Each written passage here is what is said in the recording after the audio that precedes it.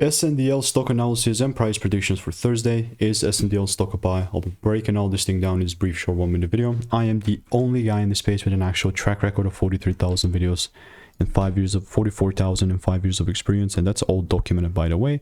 So I've been showing you what's working for me and what's not. SNDL, I haven't made a video since this sell side prediction. It was so correct, right? This is since March 18th, and I was so correct in this, right? Super correct. You can see I was looking to take it further down. It was a double break, and it did that. It was beautiful.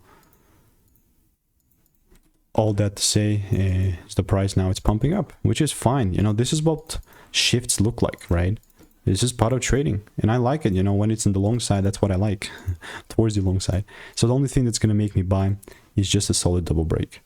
That's it. Doesn't get simpler than this, and this is choppy in a way that I like it.